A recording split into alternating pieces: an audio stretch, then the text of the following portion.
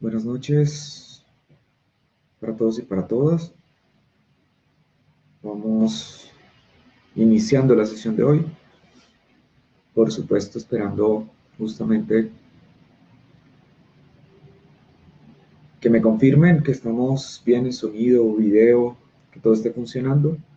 Y vamos esperando que vaya llegando todas las personas que nos acompañan a las actividades de Latin Iuris.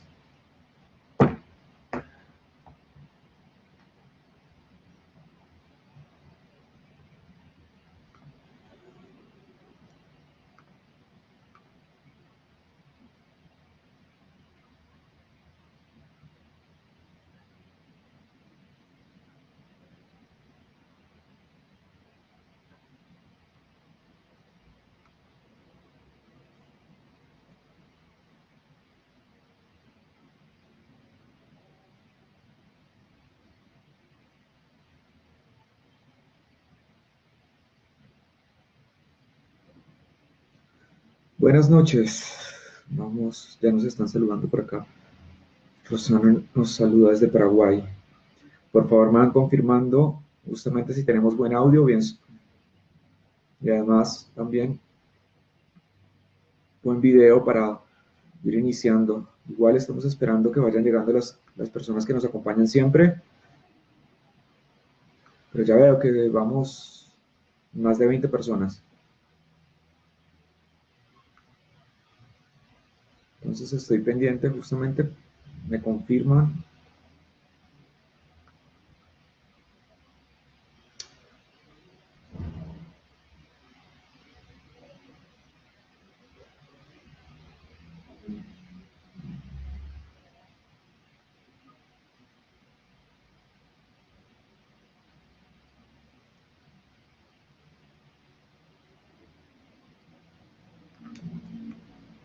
Me confirman, por favor, los que van llegando, si estamos teniendo buen audio.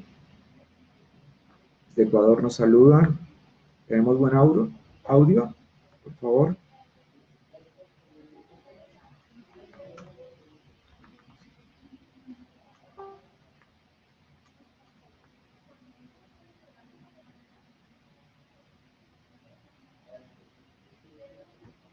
A ver, estoy mirando por acá.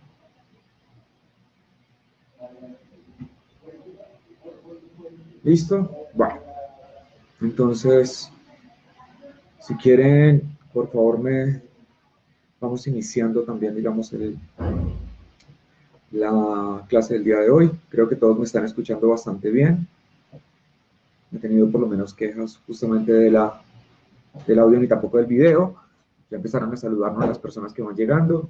Hoy jueves 19 de marzo vamos a seguir trabajando con todo el tema que tiene que ver con redacción jurídica, que lo estamos mezclando justamente con la parte de investigación, tocando muchos temas de investigación, no solamente tocando temas de los desarrollos de redacción, sino también, digamos, los parámetros investigativos que yo creo que son bastante importantes.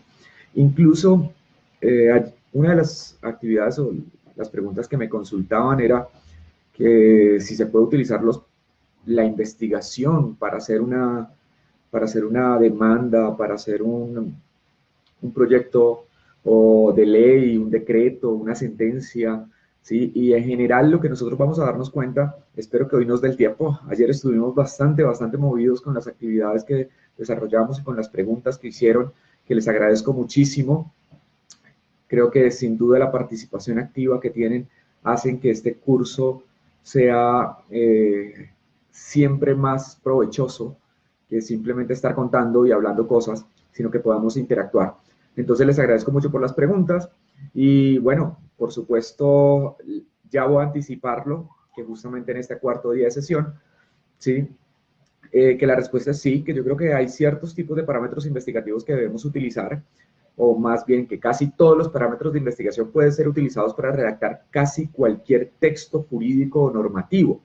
Lo que pasa es que vamos a empezar a hacer unas modificaciones y sobre todo lo de hoy va a ser bastante importante para ver cómo identificamos y cómo hacemos esas separaciones, porque Yo creo que quizás lo único que podría cambiar en un texto normativo, en la redacción de un texto normativo en estricto sentido, en comparación a una investigación normativa, ¿sí? A un proyecto de investigación normativa, tiene que ver con el tipo de origen de donde vamos a partir. Porque en los textos normativos propiamente dichos, uno podría pensar que vamos a hablar de un problema jurídico, mientras en las investigaciones vamos a trabajar justamente a través de problemas de investigación o preguntas de investigación, incluso respecto a una hipótesis. Pensando que incluso cuando yo tengo un problema jurídico, cuando yo voy a plantear un problema jurídico, ya de por sí tengo una hipótesis de cómo se debería plantear y cómo se debería abordar la temática del derecho. Entonces, nada, tengo varias preguntas ahí pendientes para que podamos iniciar. Estoy en deuda, ya les mandé parte de las diapositivas, por lo menos hasta lo que íbamos el día de ayer, para que vieran, digamos, algunos elementos que íbamos trabajando. Ya nos quedarían justamente agregarles las preguntas que me hicieron, que voy a responderlas en esta parte inicial de la clase como veníamos haciendo. Y por supuesto me quedaría, que yo sé que estoy comprometido con ustedes a tratar de facilitarles el material en PDF, en lo que tenga, y también la sugerencia de algunos libros adicionales. Entonces, mientras vamos llegando y vamos compartiendo, ayer me tomé la tarea justamente de ir mirando algunos textos que pueden ser bastante útiles y bastante importantes también otra vez en este proceso de convocar a las personas a la producción literaria jurídica, ¿sí? No solamente hablando desde un ámbito de novelas policíacas que ya hemos visto bastante, también digamos de diálogos o conversaciones que puede ser bastante útil, sobre todo para generar procesos de empatía. Hoy me quisiera centrar, solo traje o solo pensaba compartir un libro de literatura, no se me han acabado, pero quería justamente centrarme en otros libros que tenía ahí que son bastante útiles, que pueden ser también pensados en ámbitos pedagógicos y en ámbitos de producción y redacción, en más estricto sentido, que pueden ser bastante útiles, y algunos que les había citado por acá, que justamente nos va a servir para la comprensión de este trabajo. El de literatura que había traído, por favor, es un libro bellísimo, y la forma de escritura que tiene Unamuno, ¿sí? Que se llama La Niebla. Yo creo que muchas personas han tenido la oportunidad justamente de leer este texto. Es un texto bastante interesante, tiene varias ediciones además. Entre las ediciones que tiene, yo les recomiendo mucho justamente la Biblioteca de Alianza Editorial. Es un texto muy bueno, pero además lo recomiendo mucho porque justamente tiene unas introducciones y unos estudios previos bastante interesantes. Me gusta de este libro de Niebla, de Miguel Unamuno, ¿sí? Sobre todo la cantidad de diálogos que tienen, diálogos cortos, que pueden ser bastante útiles, que nos permiten sacar preguntas, sobre todo porque en muchas ocasiones nosotros como abogados también, digamos, en este proceso, creo que yo le digo mucho a mis estudiantes justamente que nosotros nos parecemos mucho en la labor que hacen los médicos, porque justamente nosotros tenemos que dictaminar, tenemos que hacer un diagnóstico a partir de los hechos y justamente producir o promover un tratamiento posible que implica un acompañamiento en las actividades para ver justamente. Sí, incluso así como la medicina, yo creo que nosotros tenemos, sí, en toda esa discusión sobre si es o no es ciencia jurídica, nosotros podríamos acercarnos a esa idea que también se le atribuye a la medicina de la ciencia predictiva, ¿sí? Entonces tenemos varios tipos de elementos que pueden ser ahí útiles. En eso les recomiendo, en las diapositivas justamente, no lo había colocado, pero creo que va a ser bastante útil que lo integre las diapositivas que les estoy pasando. Hay un desarrollo que hace un autor que trabaja los temas de conflicto. Este autor de FISAS, Vicent FISAS, que seguramente las personas que han trabajado posconflicto y trabajos de paz lo han utilizado. A mí me gusta mucho una gráfica que él tiene, que él presenta en uno de sus libros, donde presenta justamente un triángulo, la estructuración de un triángulo, ¿sí?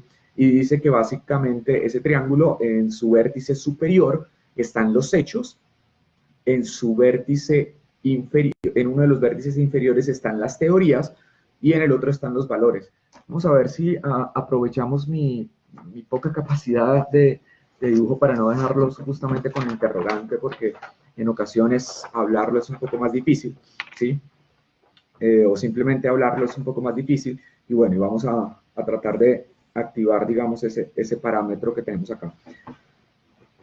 Vamos a aprovecharnos de lo que tenemos, ¿sí? Fisas entonces nos dice que cuando nosotros vamos a hacer una valoración, análisis y producción de resultados, tendríamos que pensar siempre, y esto en el mundo de lo jurídico es muy, muy útil, ¿sí? Y es, digamos, que nosotros tendríamos, por un lado, me confirman si se ve bien por ahí, por favor me perdonan, no soy un artista en esto de las gráficas, pero nos sirve por lo menos, digamos, como material pedagógico. Entonces, FISAS nos dice que justamente existen unos hechos, unos valores que están por acá, unos valores que están por acá, y unas teorías, ¿sí? Entonces, de que justamente, digamos, esa interacción es la que nos va a permitir responder en ciertos aspectos en el ámbito jurídico, ¿sí? Y en el ámbito del conflicto, ¿sí? Cómo hacer una valoración y análisis. Y además, en esos tres vértices, él pone unos condicionamientos o unos aspectos que son importantes. Cuando él habla, por ejemplo, de que se unen las teorías con los hechos, se hace un pronóstico, ¿sí? Cuando se unen los hechos con los valores, se hace un diagnóstico, ¿sí? Y cuando las teorías se unen con los valores, nosotros hacemos un tratamiento. Vuelvo y me excuso por la letra, lo estoy haciendo acá, después les va a llegar justamente en las diapositivas y lo van a poder ver más claro, pero puede ser bastante útil por lo menos por el momento, ¿sí? Si ustedes se dan cuenta, entonces tenemos los hechos, tenemos los valores, tenemos tenemos los valores, tenemos las teorías. Cuando las teorías se unen con los hechos, entonces nosotros vamos a tener un pronóstico. Cuando los hechos se unen con justamente los valores, tenemos un diagnóstico, y cuando hablamos de teorías, tenemos un tratamiento, ¿sí? Entonces, él piensa que nosotros, y yo digo que esta gráfica podría ser muy útil para enseñarle a los estudiantes a acercarse, ¿sí? Acercarse justamente, digamos, a un caso concreto, entonces que analicen cuáles son los hechos, desde qué teorías justamente lo va a abordar, y los valores justamente, en este caso son valores constitucionales, ¿sí? Para señalar justamente, digamos, cuál es su tratamiento, cuál va a ser el diagnóstico y cuál va a ser el pronóstico. Sí, Ana, no me olvido justamente de esa pregunta de los códigos orgánicos. Estuve viendo por ahí algunas cosas y seguramente vamos a tener algunas referencias sobre eso. Entonces, claro, es muy interesante porque justamente lo que nosotros vamos a hacer, y la labor muchas veces del investigador, del redactor, sí, no pasa por esto. Sí, nosotros pensamos que la redacción jurídica, cuando vamos a realizar un texto jurídico, muchas personas, no todas, porque algunas son un poco más metódicas, simplemente sentarse y plasmar ideas, copiar ideas, trasladar ideas. Entonces, claro, vamos a tener varios aspectos. Primero ya hicimos o utilizamos para la redacción jurídica la importancia de un mapa de empatía. Este es el segundo método que les sugiero justamente a través de las teorías, valores y hechos. Puede ser muy importante para las demandas y los proyectos de ley, ¿sí? Sobre los diagnósticos que nosotros vamos a hacer y que vamos a desarrollar. Entonces, justamente que lo tengan ahí los aspectos que son vitales sobre eso. Vamos a ver hacia dónde vamos, ¿cierto? Porque nosotros justamente con esos diagnósticos y con los hechos, nosotros nos enteramos de los hechos porque sabemos preguntar, sabemos direccionar justamente cómo se deben hacer las preguntas que son necesarias, y sobre todo porque nosotros al final, como abogados, cumplimos una labor de la narrativa a partir de las historias que nosotros escuchamos y establecemos. Me gusta mucho el término que se utilizaba en la época medieval. En Colombia todavía lo utilizamos para un género en específico, quizás en otros países también, y era el término juglar, ¿sí? Que justamente son personas que cuentan, ¿no? Que contaban las historias y las reproducían. En este caso era muy musicalmente. Nosotros reproducimos las historias que nos cuentan, que establecemos a través de valoraciones, a través de teorías, a través de diagnósticos, justamente en muchas ocasiones desde el oral o desde lo escrito, pero siempre redactando, porque uno podría incluso pensar que uno redacta lo que va desarrollando. Entonces, en ese aspecto, Miguel Unamuno, en este texto, buenísimo, por favor, se los recomiendo, Niebla, ¿sí?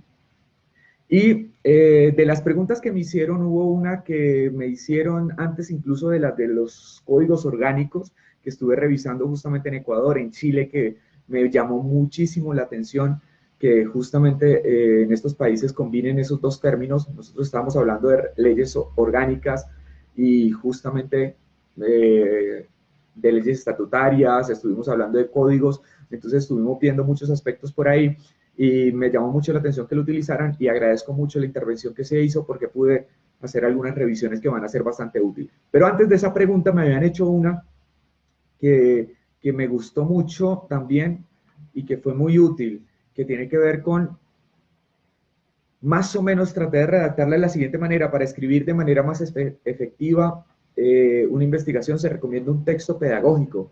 Realmente lo que me preguntaban era que recomendara un texto pedagógico sobre redacción, sobre investigación, ¿sí? Entonces, justamente frente a esos aspectos, los textos y los desarrollos que se presentaban, yo estuve buscando algunos textos y con una pequeña información, ¿sí? Para escribir de manera más efectiva en una investigación, yo no solamente recomendaría textos pedagógicos, recomendaría leer buenas investigaciones, ¿sí? Trabajos investigativos, ¿sí? Demostrar, digamos, un ejercicio. Yo creo que la investigación mezcla desde la teoría hasta la práctica y se vuelve casi una artesanía, un arte.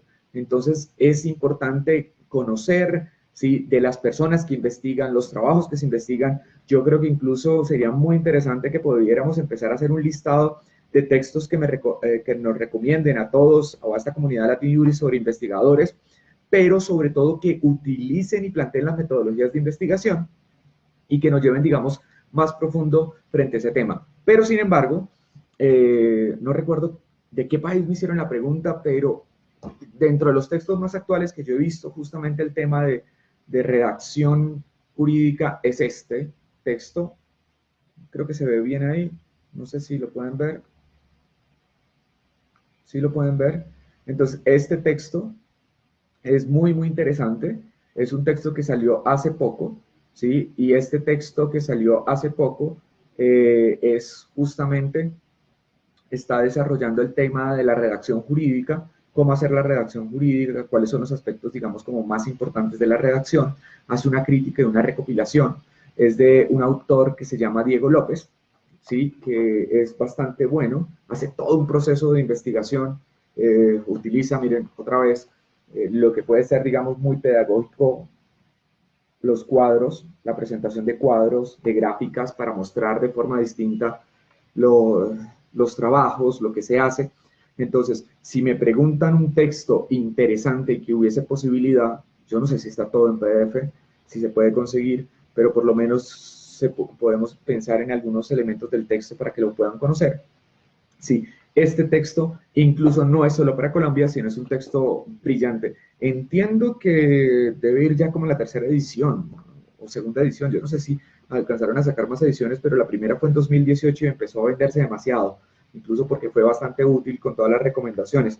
Miren, por ejemplo, les explican los aspectos del plural, del singular, los usos de cada, por ejemplo, estandarizado de lo que serían las abreviaturas, las notas del pie de página, cómo se utilizan, los formatos justamente para organizar sentencias, lo que nosotros conoceríamos como fichas bibliográficas. Entonces, en esa pregunta que me hacían, justamente, bueno, acá hay una cosa que es bastante útil y que también, digamos, a las personas de otros países les puede servir bastante.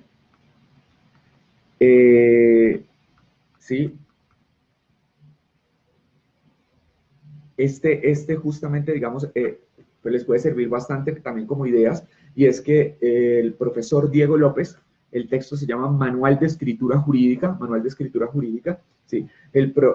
Profesor Diego López hace un índice completo de abreviaturas, más o menos vean toda la cantidad de abreviaturas que plantea, y digo que pueden ser muy útiles en los países porque, por ejemplo, a veces uno no tiene, digamos, como todo el listado de abreviaturas que podrían ser utilizados, que puede ser entonces interesante también para unificar cómo es la forma de señalización. Y yo pensaba que justamente ese listado lo podemos hacer de manera conjunta, lo pueden desarrollar los países, porque en ocasiones cuando vamos a hacer derecho comparado, entonces entendemos abreviaturas para nuestro país, pero no es exactamente igual. yo no sé, generalmente casi todos los países la C y la P unida lo entienden. Sí, las se deben justamente, la C y la P lo utilizan como código penal, acá lo utilizamos como constitución política, bueno, entonces, y además porque nuestro texto constitucional se llama constitución política, en otros es constitución nacional, en fin, entonces van cambiando las abreviaturas, puede ser bastante útil, como eso, que igual no existe una forma estandarizada de citación de sentencias, que yo creo que también es un trabajo que debemos hacer en los países para mayor entendimiento. El libro se llama Manual de Escritura Jurídica y es dirigido por Diego Eduardo López Medina.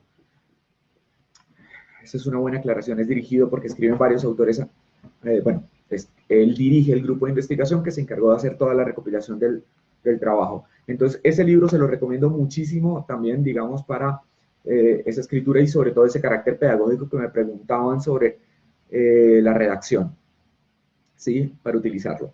La otra pregunta que me hicieron, y un poco relacionado con eso, yo la separé, ¿sí?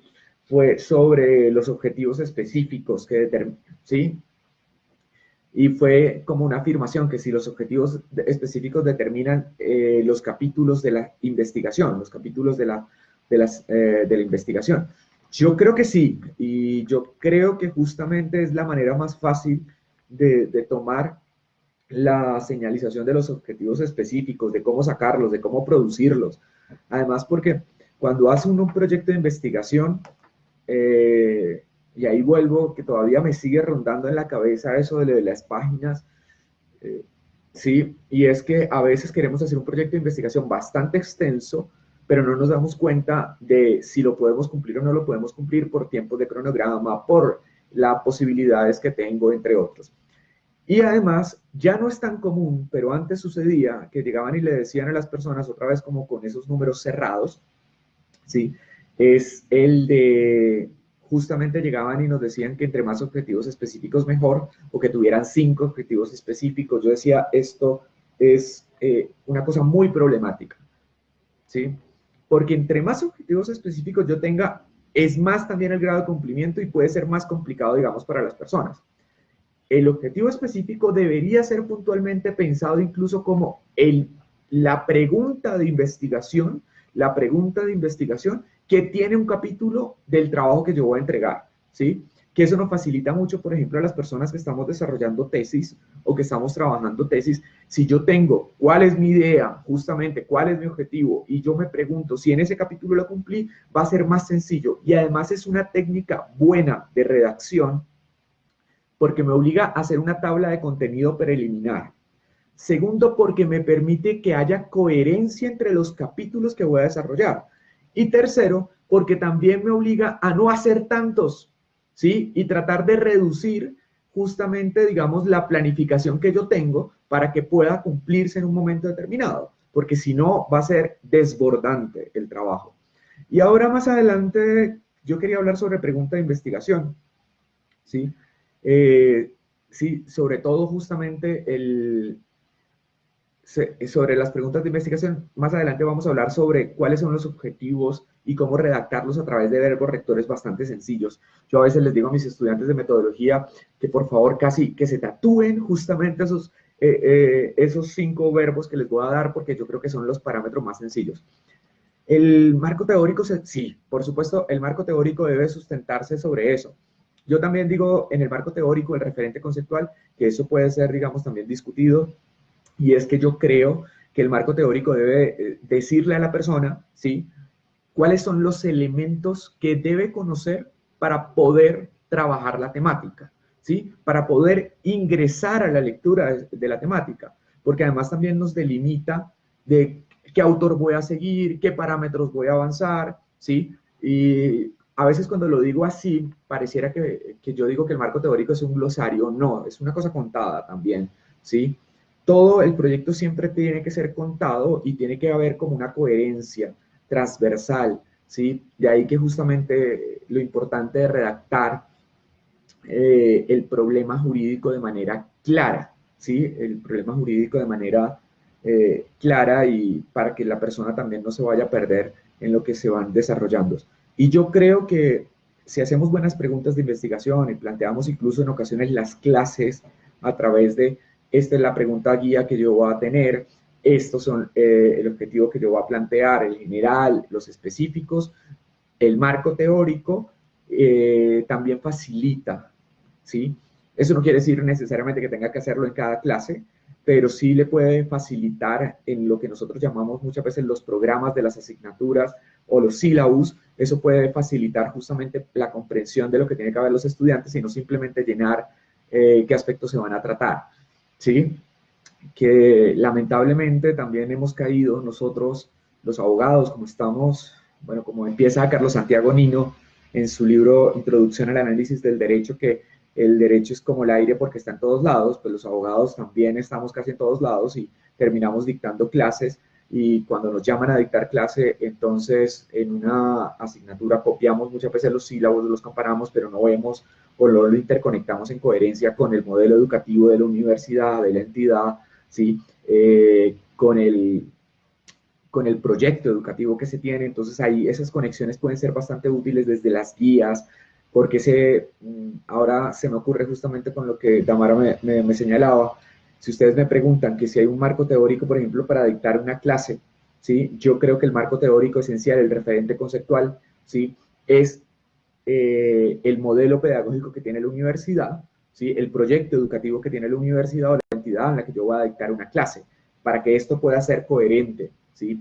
Y eso permite también que yo tenga enfoques diferenciales dentro de las universidades, a pesar de que dicto las mismas temáticas.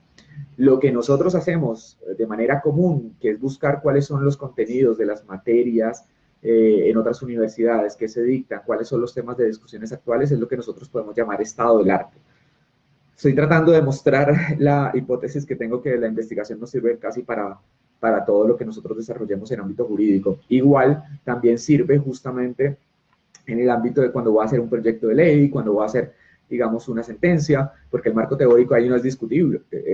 Básicamente lo que es el marco teórico cambiaría el término teórico por el marco legal o el ordenamiento jurídico, cuáles son los parámetros que se pueden conseguir justamente en cada uno de estos ámbitos esenciales. Entonces, ahí importante tener en cuenta eso, que sí, que creo que efectivamente los objetivos específicos pueden terminar siendo capítulos y creo que es lo más sencillo. ¿Cuántos? Yo voy a ser sincero, no me gusta poner números porque sería casi atarlos como cuando las universidades nos ponen páginas de que tenemos que entregar, pero si me preguntan a mí, yo creo que dependiendo del tipo de trabajo, ¿sí? Los objetivos específicos, evidentemente no puede ser uno, eso sí no es discutible, porque entonces podría equiparar al general, sino mínimo, ¿sí? Pueden ser dos, y yo creo que si nosotros tenemos, dependiendo del tipo de trabajo que vamos a desarrollar, más de más de tres objetivos, puede ser que nos estemos extendiendo demasiado y que no los vamos a cumplir del todo, ¿sí? Entonces también eso es vital e importante que lo tengamos en cuenta frente a eso. Eso era más o menos también de lo que me preguntaban un poco. Ah, bueno, y también hubo otra pregunta que me llamó la atención antes de que me hicieron antes de lo de los códigos orgánicos, ¿sí? Y es básicamente también que me preguntaron que qué era mejor escribir, si un manual o un tratado.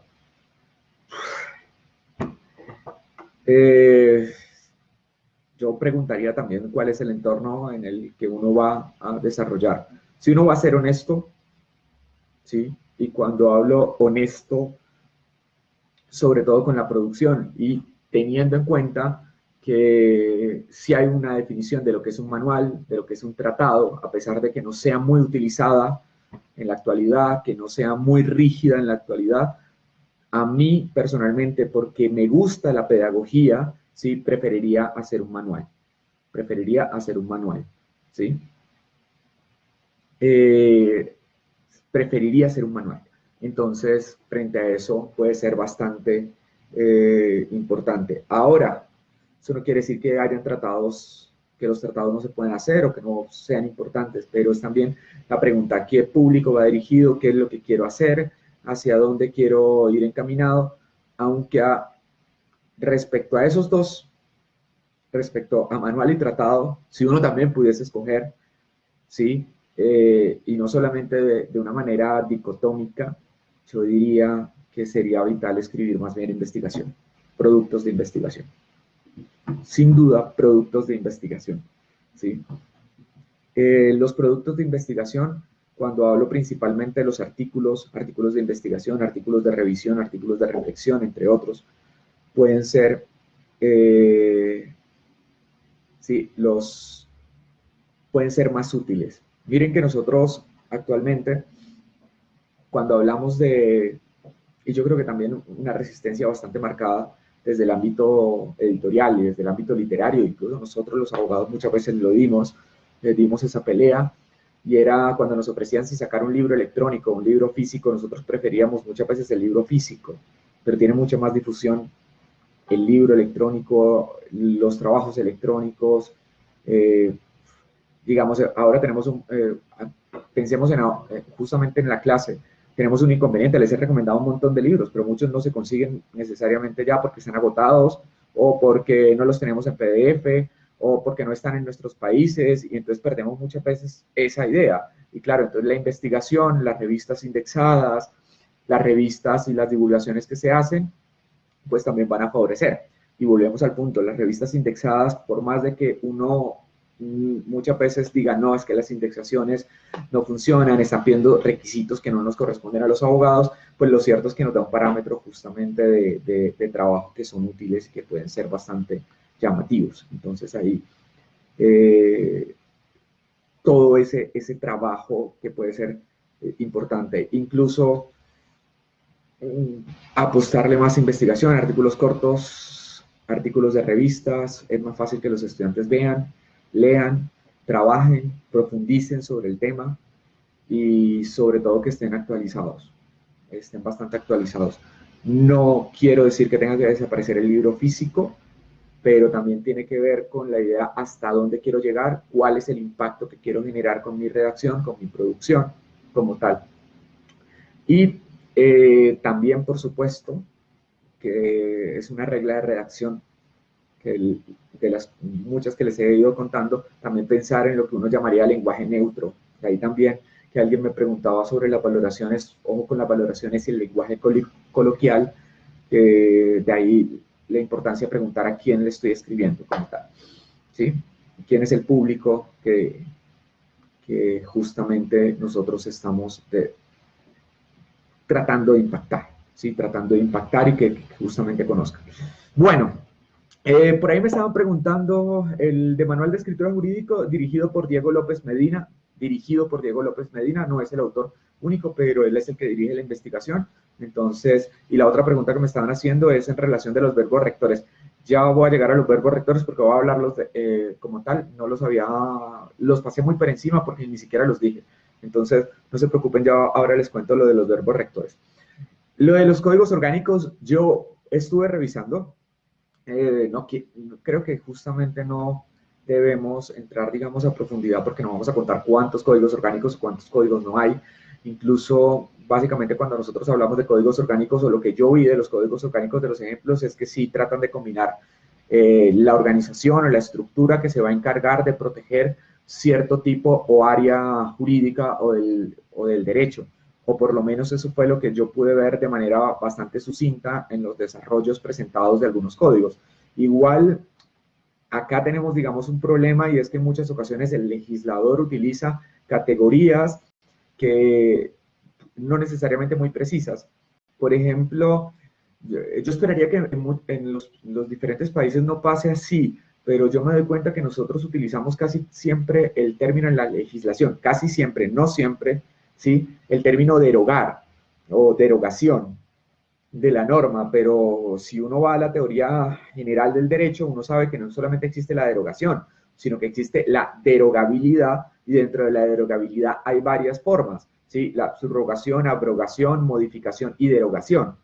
Y estas cuatro formas básicas que existen en la teoría general, o los que hablan de teoría general, ¿sí? Generalmente la vinculan si es total o parcial, o si es explícita o implícita. Y entonces combinaciones entre estas formulaciones, total o parcial, explícita o implícita, es lo que permite el uso de términos distintos. La derogabilidad de la norma o las reglas de afectación de la norma es como el género, y dentro de ellas tendríamos derogación, modificación, abrogación, subrogación. Y entonces empiezan ahí. Pero si se dan cuenta, muchas veces el legislativo no utiliza de manera muy precisa esos términos, de ahí que también recuperemos la utilización de los términos, no por hacer complejo el lenguaje, sino también para hacerlo un poco más ameno. La teoría general del derecho, que también podemos terminar discutiendo si existe o no existe, ¿sí? Nos podría facilitar justamente la comunicación entre los distintos países para hacer derecho comparado.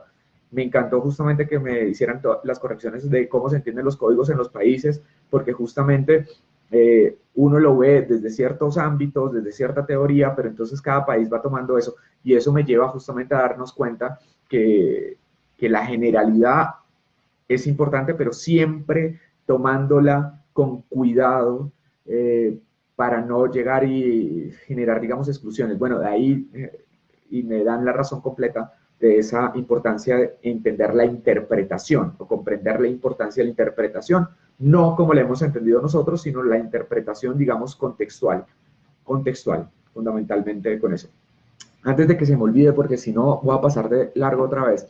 Por ejemplo, yo encontré y quería mostrarles un texto que me llamó mucho la atención, ¿sí? Porque originalmente cuando lo revisé utilizaba el nombre tratado, y resulta que cuando uno va a ver, realmente no es un tratado, sino realmente está hablando o está vinculándose con un tratamiento, cómo se ha hecho el tratamiento respecto a algunas temáticas, y sobre todo tiene una perspectiva que es muy interesante porque habla sobre la memoria.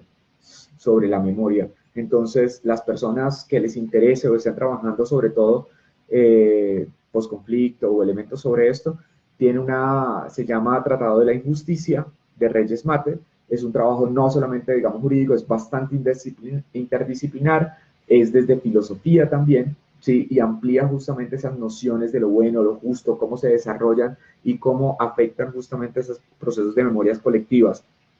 Entonces, se lo recomiendo bastante. Es un libro, y miren, utiliza el término tratado, pero pues no lo hace con una rigurosidad. ¿Por eso es malo? No, no, al contrario.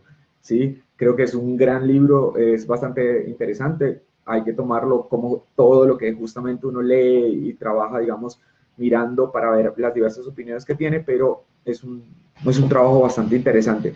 Y sobre eso de lo contextual y lo interpretativo, hay un libro que yo no podía dejar de mostrarlo, no sé si alguna vez ya lo había mostrado, se los había permitido, pero a mí me gusta mucho, y es este, La libertad antes del liberalismo, de Quentin Skinner. ¿Sí? Es genial. Sobre todo porque nosotros tenemos la impresión, que además es un libro muy corto, si lo ven es un libro bastante corto, es bastante corto. Quentin Skinner trabaja justamente desde la historia, y me gusta mucho este libro porque entonces uno se da cuenta, uno piensa que la libertad siempre significa exactamente lo mismo, y siempre la pensamos, a veces la pensamos desde el ámbito económico, del ámbito de la expresión de las ideas, entre otros. Y pues este autor se dice, bueno, antes de que apareciera el liberalismo, ¿sí? Cómo era entendida la libertad dentro de los contextos, sobre todo europeos, eso sí tiene, y nos da bastantes ideas de investigación. Entonces, por ejemplo, algunas personas me preguntan, bueno, un trabajo de investigación, ustedes pueden terminar buscando una palabra, qué significa una palabra justamente en el ámbito de la historia de sus derechos, cómo ha sido aplicado, porque no va a significar necesariamente lo mismo. Eh, Incluso palabras que son actuales y que pueden ser víctimas, digamos, víctimas de cierta manera de ese fenómeno de globalización jurídica, como el bloque de constitucionalidad, ¿sí? Se me ocurre a mí, como el neoconstitucionalismo, ¿sí? Cómo hacer, digamos, esos usos, cómo se han discriminado, y cómo el uso de esos términos puede ser bastante importantes. Y por supuesto, si vamos a hablar sobre interpretación, ¿sí? Sobre interpretación, este libro se lo recomiendo muchísimo, ¿sí? Creo que justamente ahí se puede ver. Es una recopilación de varios artículos. Si no pueden conseguir el libro, fácilmente también pueden conseguir, digamos, lo que ha trabajado este autor. Y es una discusión bastante acérrima para tener posiciones distintas en las teorías discursivas. El giro lingüístico de Richard Rorty. Sobre todo habla sobre esa parte post-analítica y post-conflicto, de cómo se desarrollan, digamos, el lenguaje y cómo puede ser bastante útil en la comprensión, en el desarrollo. Entonces, esos libros, sin duda, sin duda, sin duda, bastante interesantes para cumplir con ese parámetro. Pues bueno, hoy lo hice un poquito más combinado entre recomendaciones de libros y las preguntas que justamente me habían hecho y que habíamos trabajado para llegar justamente a profundizar algunos elementos. Yo, lo van a ver en las diapositivas, lo van a ver en las diapositivas que les puse a disposición, digamos, por lo menos hasta el día de hoy. Habían visto justamente estas diferencias de ensayo, tratado, manual, instructivo, que hablamos bastante el día de ayer.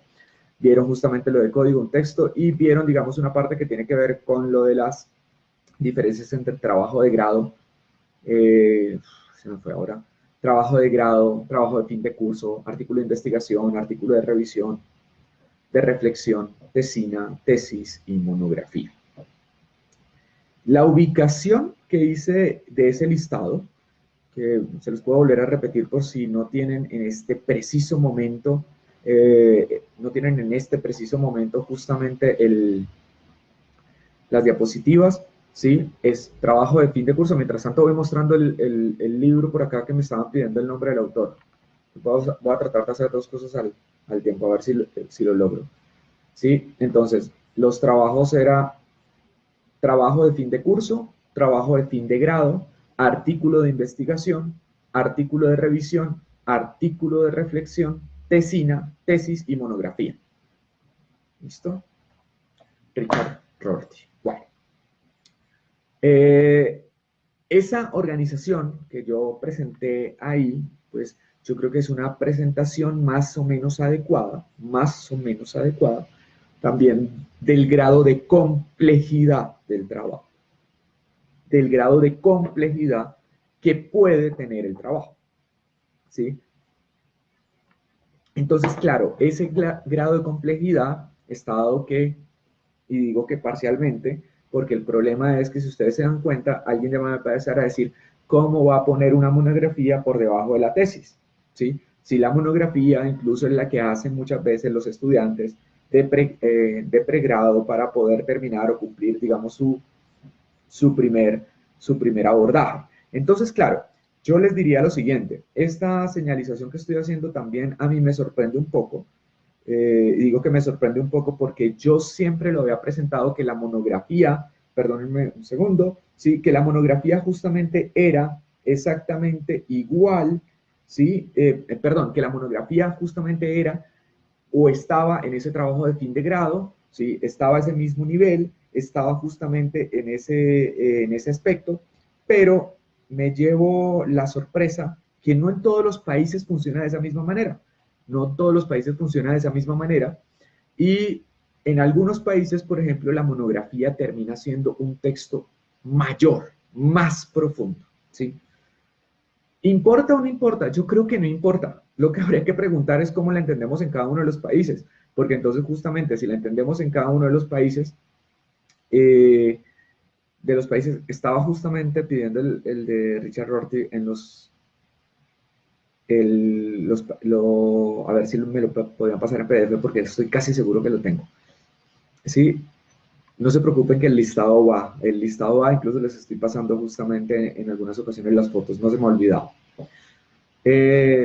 Estaba hablando de monografía. Ah, sí. En algunos países la monografía es mucho más extensa. Pregunten primero qué significa en cada uno de los países, porque, por ejemplo, en Latinoamérica no era muy común utilizar el término tesina originalmente. Yo veía que, por ejemplo, las maestrías pedían de manera normal, seguían hablando de tesis, y entonces uno no podría diferenciar necesariamente la tesis de maestría con la tesis doctoral. Entonces era un sufrimiento doble, y algunos estudiantes, por ejemplo, dicen, estoy haciendo la tesis, ¿sí? Que justamente, digamos, se cómo estoy haciendo la tesis, a dónde estoy desarrollando justamente y cuáles serían las diferencias. Entonces, claro, si usted, salvo por esa aclaración de la monografía, salvo por esa aclaración de la monografía en ese listado que les di, en ese listado que les facilitamos justamente en el PDF, ¿sí? Salvo por la monografía, dependiendo del país, generalmente lo que uno puede pensar, ¿sí? Es que va de más sencillo a más complejo, de más sencillo a más complejo, ¿sí? De más sencillo a más complejo. Por supuesto, la tesis, sí, puede ser considerado, digamos, como lo más complejo que se desarrolla. Hago la pequeña aclaración de la monografía, como me la explicaron algunas personas en otros países, ¿sí? Y era que justamente llegaba y decían que la monografía, que el término es el mono, pues obviamente, digamos, el prefijo mono hace referencia a uno y grafía estaba vinculado como a la escritura, entonces a la temática fundamentalmente, entonces que la monografía era escribir sobre un tema. Y entonces me decían, claro, cuando una persona escribe sobre un tema, ¿sí? No escribe necesariamente sobre una pregunta de investigación, que la pregunta de investigación es más reducida que la temática. Y entonces implica que si vamos en estricto sentido a la monografía, quiere decir que estoy trabajando a fondo un tema completo que está por encima de la investigación. Entonces yo decía, bueno, es una interpretación bastante interesante de cómo se utiliza la monografía, la voy a tomar en cuenta para justamente contarles a algunas personas de cómo se puede interpretar también ese término, pero en casi todos los países latinoamericanos, y por acá vi ya que justamente nos hablaban que la monografía en Paraguay está más pequeña justamente o es menos compleja justamente que la tesis, ¿sí? Y es que nosotros en buena parte de los países latinoamericanos asumimos que la monografía es un trabajo más de carácter explorativo, es como el primer acercamiento que hacen los estudiantes sobre investigación y tiene un carácter más de exploración. Entonces, bueno, está bien. Si lo tienen en cuenta, por favor, esa sería como la diferencia. Igual, sí es cierto, por ejemplo, cuando nosotros hablamos de artículos, y voy a hacer la comparación entre artículos de investigación, artículos de revisión y artículos de reflexión, nosotros muchas veces cuando vemos en las revistas y cuando vamos, puede ser que ustedes vean esa clasificación, tanto un artículo de investigación como un artículo de revisión y reflexión, todos son productos investigativos o tienen que ser productos investigativos. De ahí que muchas revistas nos pidan, y sobre todo las revistas indexadas, que coloquemos el pie de página diciendo de qué investigación salió. Y algunas personas me dicen, pero ¿cómo si es un artículo de reflexión? Sí, es un artículo de reflexión, pero de reflexión investigativa, al igual que un artículo de revisión investigativa, ¿sí? Entonces, el artículo, esos tres artículos, artículo de investigación, artículo de revisión y artículo de reflexión, ¿sí? Tienen finalidades investigativas o parten de trabajos de investigación. El artículo de investigación generalmente se piensa como un artículo producto parcial o final, donde muestra los resultados de la investigación, ¿sí? Muestra resultados, sean parciales o finales, ¿sí? Mientras un artículo de revisión, y ahí van a ver la complejidad, ¿sí? Trata de saciar, digamos, lo que sea el estado del arte profundo sobre la temática que uno está investigando, sobre el trabajo que uno está haciendo. Eso genera que, por ejemplo, lo van a ver en las revistas indexadas, que cuando piden o hablan de artículos de revisión, les piden fuentes bibliográficas mínimas, ¿sí? Porque justamente si nosotros pensamos que tiene que ser el desarrollo del estado del arte, ¿sí? Es revisiones, encontrar que sea trabajado sobre esa pregunta o ese tema de investigación, lo más actual, eso implica que tiene que ser con bibliografía, indudablemente, ¿sí? Y indudablemente tiene que ser variada y con números mínimos. Si es correcto pedir 20, si es correcto pedir 30, eso depende de cada uno, digamos, de los países, de las directrices justamente que tienen las revistas para cada elemento sobre eso, pero lo cierto es que el artículo de revisión termina siendo más complejo, porque puede ser que justamente yo empiezo a revisar el estado del arte, pero la profundidad que me da justamente la investigación me va a llevar a otros textos, a otros trabajos que incluso no presenté en el estado de arte inicial. Entonces, por eso termina siendo más complejo el artículo de revisión que el de investigación. Y el artículo de reflexión, que algunas personas lo asumen como si fuera un ensayo por simplemente el texto, ¿sí? Es justamente el ámbito, ¿sí? El ámbito de que yo reflexiono porque ya he revisado la temática, porque ya tengo generalmente resultados en mi investigación. Y eso es lo que hace justamente la posibilidad o el desarrollo o el trabajo, ¿sí? Gracias, Rodolfo. En Nicaragua nos cuentan, miren, muy interesante cómo se maneja en Nicaragua. Hablan de monografía de pregrado, tesina de posgrado, que generalmente supongo que cuando hablamos es lo que en algunas hablan de especialidades o especializaciones, tesis de maestría y tesis doctoral. Me sirve esa diferenciación. En España se utiliza mucho el término tesina para las de maestría, ¿no? Entonces, claro, ahí sí justamente van a encontrar esa diferenciación entre los artículos de revisión, artículos de investigación y artículos de reflexión. Con esa clasificación, entonces, nosotros sabemos a dónde vamos, ¿sí? Y también sabemos cuál es el compromiso cuando yo titulo qué estoy haciendo, ¿sí? Por eso es bastante llamativo. Cuando uno hace una maestría, debería entender que mínimo tendrá que hacer una tesinas o una tesis de maestría. Hay que escribir, ¿sí? Ahora he visto en algunos países que hablan de maestrías profesionalizantes y maestrías de investigación por separado y que los resultados son los distintos.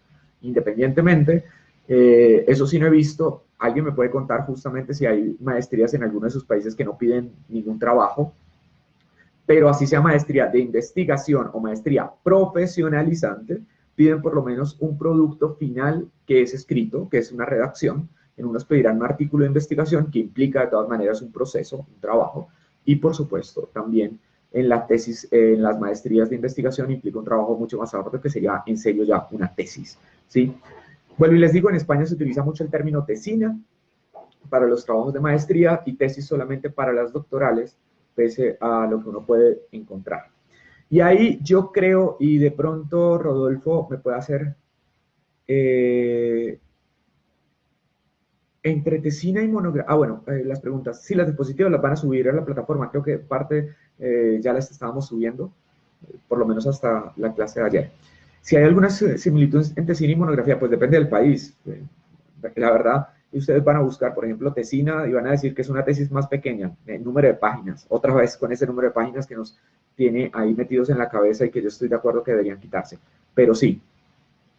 Miren, interesante. En Ecuador justamente se utiliza a la tesina para finalizar especialización, ni siquiera un artículo. Muy, muy interesante. En algunos países solamente son pasar las materias, que es bastante complejo también con esto, ¿no?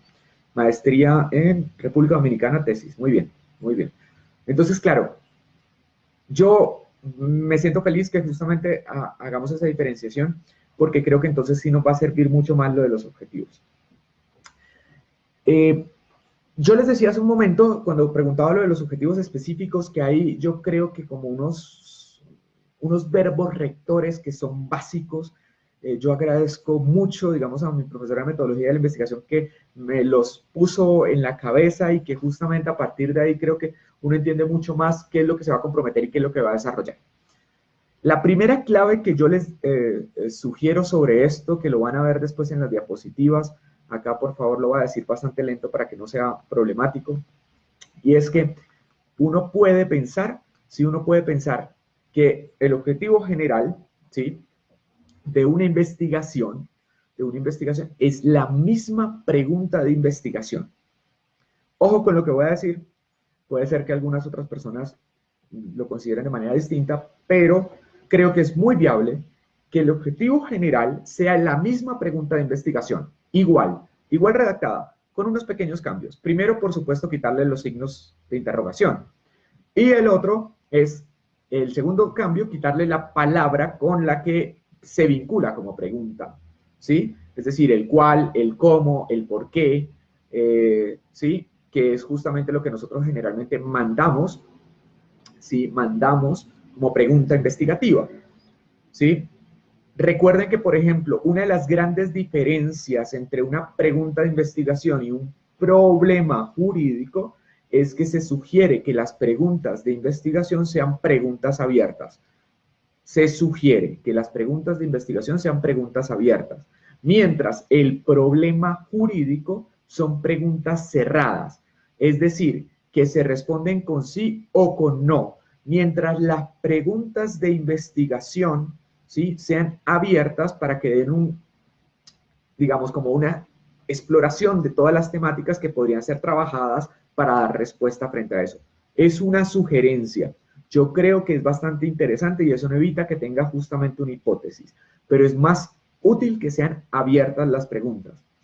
Y no son reglas fijas, pero justamente cuando se redacta, si nosotros pensamos que la pregunta de investigación tiene que ser una pregunta abierta, eso nos va a facilitar transformarla también como objetivo general. ¿Sí? Hay una gráfica que les va a gustar muchísimo, mañana la podemos discutir, por favor, les voy a mandar esa imagen, que no es una pregunta de investigación, ¿sí?, para que la puedan mirar, y también hay uno de los criterios de valoración de preguntas de investigación. Es que no quiero irme a las preguntas de investigación. Si nos da tiempo, volvemos a eso. Es que tenemos mucho tema para trabajar justamente en esa redacción. El caso es que si tengo la pregunta de investigación, ¿sí?, si tengo la pregunta de investigación, entonces, para redactar el objetivo general, lo que tengo que hacer es quitar los signos de interrogación, por un lado. Además de eso, quitar la palabra que la hace sonar pregunta, el cuál, el cómo, el por qué, ¿sí?, y agregar un verbo rector. Agregar un verbo rector. Entonces, claro, ¿sí?, si uno piensa justamente en eso, es importante lo siguiente. ¿Sí? Es importante lo siguiente. ¿Cuáles son los verbos que yo creo que son claves para una investigación? Los verbos principales en una investigación, y solamente son 5, y esos verbos también están jerarquizados, así como hablábamos justamente de esos productos investigativos que nos compartieron, creo que fue en Honduras, también en Colombia empezamos a hablar de la tesis, la tesina, bueno, en fin. Los 5 verbos básicos, sustanciales, sí, sustanciales, que yo creo que deberíamos tenerlos ahí grabados. Primero, explorar. ¿Sí? Los voy a decir súper lentos, porque seguramente algunas querrán anotarlos y de una vez y otros pues lo anotarán cuando vuelvan a ver el video. Explorar. O si alguien quiere animarse justamente a escribirlos por acá también. Sí, ya les cuento, digamos, posibilidades de ejemplo como tal. Explorar, ¿sí? No, pues miren, vamos a evitarnos esto. Si los puedo copiar justamente de las diapositivas que les voy a mandar, pues los coloco acá de una vez. Y con eso todos los compartimos en los comentarios mientras tanto. ¿Sí? Explorar, describir, analizar, explicar y verificar. ¿Sí? Vuelvo y lo reitero.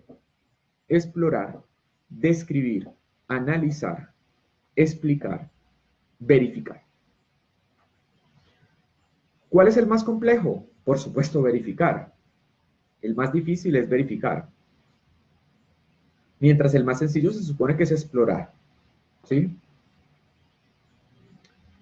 Entonces, claro, supongamos que yo tengo una pregunta de investigación.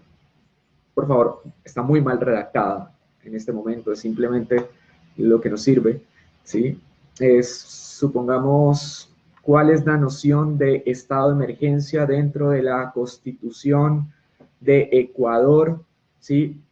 Según las sentencias del Tribunal Constitucional entre los años 2008 y 2020. Me van a excusar. Estoy tratando de redactar mentalmente y mientras voy contando con ustedes una posible pregunta de investigación. ¿Sí? Entonces, si se dieron cuenta, en esa pregunta de investigación que traté de redactar, seguramente con algunos errores o muchísimos errores, ¿sí? Ya estoy diciendo de dónde voy a sacar la información, porque estoy diciendo que es desde la perspectiva de un tribunal y las fechas, está delimitado. ¿Sí? Además, temporalmente, pero además estaba delimitado espacialmente, porque hablaba de un país en específico, de un tribunal en específico, de una noción en específico. ¿Sí? Y además, también nos hablaba, por ejemplo, de la categoría que yo voy a trabajar, que es estados de emergencia, ¿sí? O que trabajaría estados de emergencia, que no sé si es el término que se utiliza en Ecuador, si me pueden confirmar si justamente es el término que se utiliza en Ecuador. Ya les cuento justamente lo de examinar. Si se utiliza estado de emergencia en Ecuador, si me pueden confirmar por acá todos los cursantes ecuatorianos para hablar de los estados de sitio, estados de sección, sino para cambiarlo. Bueno, ahora me enteraré justamente cómo se utiliza el término de estado de emergencia. ¿Sí? Pero entonces tiene toda la categoría y miren que yo pregunté cómo se entiende, ¿cierto? O cómo se interpreta tal cosa y eso me hace que sea una pregunta. Sí, estado de emergencia. Gracias, Elena. Entonces, ¿cómo se entiende el estado de emergencia y todo lo demás? ¿Sí? Si yo quiero redactar mi objetivo general, entonces lo que voy a hacer es quitar los signos de interrogación, quito la palabra cómo, ¿sí? Entonces quedaría, se entiende el estado de emergencia, etcétera, etcétera, etcétera, ¿sí? Y en lugar de esa palabra cómo, le voy a poner un verbo rector, ¿sí? Estados de sección por acá. Bueno, listo. Pero me entendieron más o menos, ¿sí? Estado de emergencia, estado de sección, listo, gracias. Con eso voy aprendiendo también, digamos, cómo se van manejando en cada uno de los países. Pero entonces, le quito la palabra cómo, entonces quedaría, se entiende el estado de sección en Ecuador, en las sentencias del Tribunal Constitucional, las fechas, ¿sí? Así quedaría, por el momento. Entonces, lo que voy a hacer con esa frase que tengo ahí, con esa redacción que tengo ahí, ¿sí? Voy a incluir un verbo rector. Y yo les sugería justamente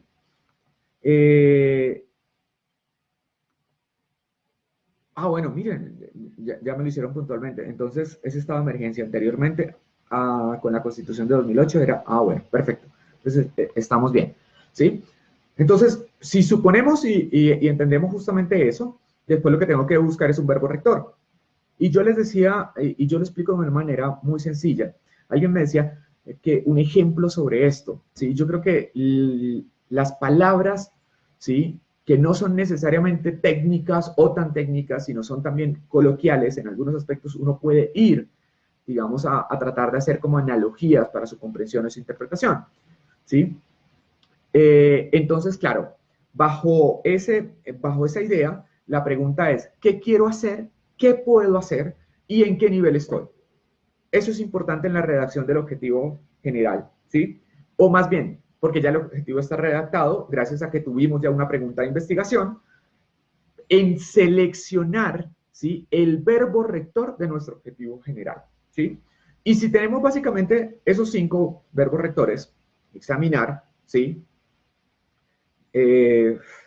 Describir, analizar, explicar y verificar, si nos ponemos a pensar, evidentemente también implica en dónde estamos y dónde no estamos, ¿sí? Y cuál va a ser el compromiso de cómo lo haríamos, digamos, de manera coloquial. Incluso cuando uno se da cuenta, la mayor parte de los artículos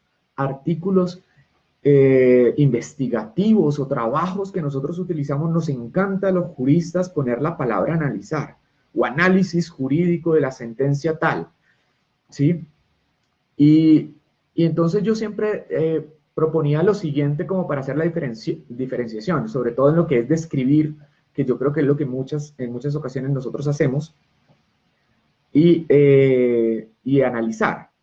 Yo sé, no se me ha olvidado el verbo explorar, ahora les cuento un poco sobre eso. Pero yo cuando hago este ejemplo, yo creo que lo pongo en términos muy sencillos, espero que se entienda también, digamos, en estos términos y cómo pasarlo a lo jurídico, pero yo le decía a una persona, por ejemplo, que describiera la sangre de una persona, ¿sí? Y entonces, claro, uno cuando va a describir la sangre, lo que uno diría, pues es color rojo, o es un líquido viscoso, uno que otros más elementos, ¿sí? Son sencillos, son descripciones, ¿sí? Es decir, damos juicios de realidad que pueden ser verificables. De ahí que cuando nosotros hablamos de la descripción, ¿sí? O los juicios descriptivos son juicios de realidad que pueden ser verdaderos o falsos, ¿sí? Que es la diferencia también entre juicios descriptivos, juicios de realidad o juicios valorativos y prescriptivos. Entonces, claro, describir implica dar juicios de realidad que pueden ser verdaderos o falsos sobre algo.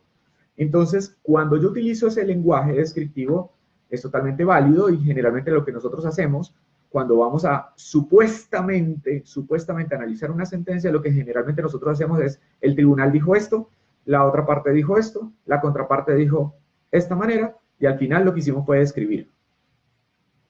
El hecho de que yo haga uno o dos comentarios frente a eso no quita que lo principal que hice fue escribir la sentencia.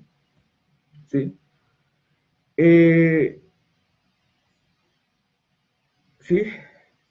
Y entonces bajo ese tipo de parámetros, si nosotros nos ponemos a pensar, ¿sí? Sobre eso, otra vez con el ejemplo de la sangre, ¿sí? Yo cuando voy y me hago un análisis de sangre, una prueba de sangre, yo no esperaría que en la prueba de sangre cuando me la entreguen me diga que es un líquido rojizo con carácter viscoso. Yo lo que esperaría que en un examen de sangre justamente me den unos parámetros como que discriminen cada uno de los componentes que tiene justamente la sangre y que de acuerdo a los parámetros establecidos me puedan decir si tengo algún tipo de variación o no variación, si estoy por encima, por debajo, algo mucho más profundo. Y la pregunta entonces sería, ¿sí? Realmente cuando yo llego y cuento cuáles son, ¿sí? No es un líquido, gracias, es un tejido. Entonces es un tejido, ¿sí?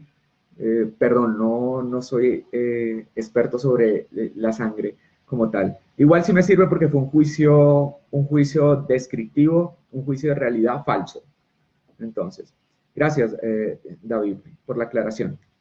Entonces, claro, si nosotros pensamos justamente en ese tipo de diferenciación, el análisis es mucho más profundo, está mucho más vinculado, ¿sí? A discriminar cada uno de los aspectos, poder justamente corresponder, estudiar parámetros establecidos y dar un diagnóstico posible sobre lo que hay, ¿sí? Normalmente nosotros en los trabajos en muchas ocasiones no alcanzamos a hacer ese parámetro analítico, sino descripciones por tiempo, por espacio, por muchos tipos de razones, ¿sí? Entonces, claro, ¿por qué lo hablo de esa manera? Porque yo creo que la señalización, yo puedo, con la misma pregunta de investigación, con la misma pregunta que nosotros pensamos justamente hace un momento, ¿sí? Podemos utilizar cualquier verbo rector de los que les presenté, pero la utilización de cualquiera de esos verbos rector implica compromisos distintos, me implica compromisos distintos como investigador, implica exigencias distintas cuando voy a ser evaluado, cuando voy a ser trabajado, ¿sí? Entonces, cuando justamente nosotros pensamos en eso, nos damos cuenta que la complejidad de un trabajo está dada es por el compromiso que yo tomo a partir de los verbos rectores de los objetivos. Y esto me sirve para lo siguiente. Regla básica en investigación, yo sugeriría es comprometerse a menos para dar más como tal. Y también otra regla básica que yo sugeriría es ser muy claro con lo que voy a querer desarrollar. Ahora, en esa categoría de esos verbos rectores, voy a volverlos a anotar por acá. ¿Sí? Normalmente se ha dicho, ¿sí?, que se espera que un trabajo de maestría, ¿sí?, la trabajo de maestría, voy a dar gracias, voy a estudiar la sangre ahora para mis ejemplos, para que sean más puntuales. Muchas gracias. Se esperaría que un trabajo de maestría esté por lo menos en analizar. Un trabajo de maestría esté por lo menos en analizar, ¿sí? Con verbo rector, y la redacción de ese objetivo general esté vinculada con el término analizar. Además, porque el análisis, si nosotros nos ponemos a pensar, implica que yo ya he explorado, es decir, he hecho un rastreo sobre la pregunta de investigación, sobre lo que existe como tal, ¿sí? La descripción es que de esa exploración y descubierto que existe algo pueda dar juicios de realidad, ¿sí? Que ya nos dimos cuenta que pueden ser verdaderos o falsos. Obviamente esperamos en una investigación que sean verdaderos. Y el analizar, que implica, digamos, un compromiso más amplio, ¿sí? Más estricto. De ahí que a veces cuando uno quiere hacer carrera académica, ¿sí? Se sugiere muchas veces que uno continúe con los trabajos, ¿sí?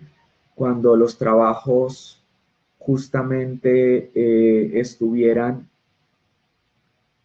vinculados entre sí. Si yo estoy haciendo un trabajo en pregrado, pues tratar de continuarlo en maestría. Si estoy haciendo un trabajo en maestría, pueda continuarlo justamente en doctorado. Bueno, claro, si en el camino uno no se cansa sobre esa temática, pero justamente, claro, yo en pregrado, entonces podría decir, pues voy a encargarme de explorar y de escribir, o hacer simplemente una descripción de lo que existe para después entrar a analizar y después justamente hacer una explicación. Entonces, en el caso de doctorado, uno esperaría que el mínimo que uno está haciendo es explicación. El mínimo que uno está haciendo es explicación, ¿sí? Lo ideal sería hacer verificación, pero si ustedes se dan cuenta, justamente esa idea de verificación está muy desde lo cuantificable. Entonces, eso puede ser justamente. Sí, se puede iniciar con un piloto exploratorio, por supuesto, se puede iniciar con un piloto exploratorio. Además, porque si yo voy a hacer un trabajo investigativo, yo creo que uno no puede empezar a escribir sin haber explorado.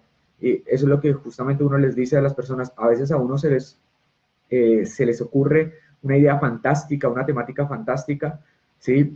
No sé, se podría pensar, por ejemplo, hablando de eso, voy a revisar el estado de sitio en la Constitución ecuatoriana de 2008, ¿sí? Y resulta que no existe.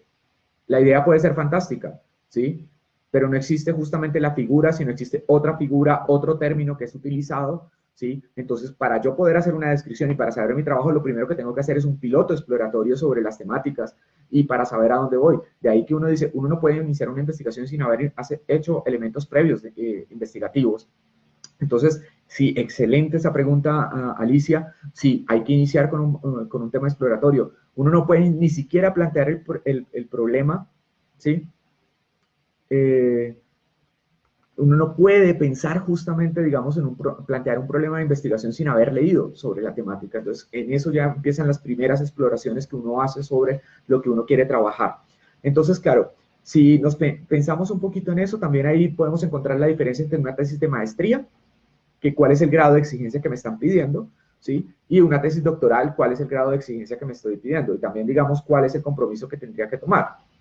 Igual, eh, que yo prefiero mil veces un buen trabajo exploratorio, ¿sí? Que un mal trabajo descriptivo, un mal trabajo analítico. Eso no quiere decir necesariamente. Y en ocasiones también, dependiendo de la novedad temática, la novedad de la pregunta, pues obviamente estas sugerencias que les estaba dando, pues pueden también cambiar un poco, porque, a ver, si no hay absolutamente nada sobre el tema, es totalmente novedoso, pues hacer, por ejemplo, una exploración puede ser vital y puede terminar siendo esencial para el trabajo que voy a desarrollar y puede ser valorado muy altamente, pero eso también tiene que ver con la temática que nosotros estemos desarrollando y con la novedad. Pero creo que la redacción, justamente, y cuál es la finalidad, por eso se nos combina ese cómo, ¿sí? Cómo redactar, ¿sí? Con justamente la finalidad y la causa que yo tengo. Entonces, eso también los puede pensar muchas veces. Sobre todo lo que les digo es, bueno, los específicos, no se me olvidaba, sí, los específicos.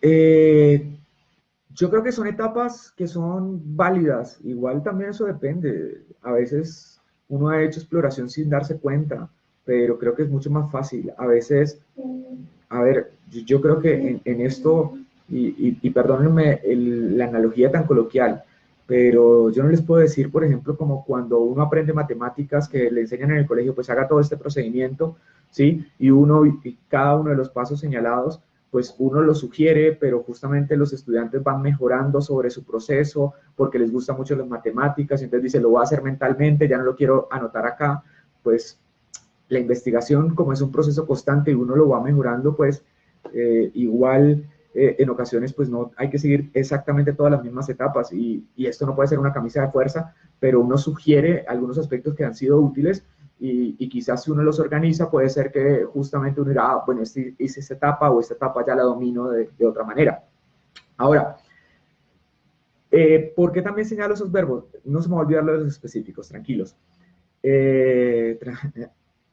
¿Por qué señalo justamente estos verbos? Porque si ustedes se dan cuenta, cuando van a preguntar cuál es la metodología que utilizan, además de esos verbos coinciden con una de tipos de metodología frente a su finalidad.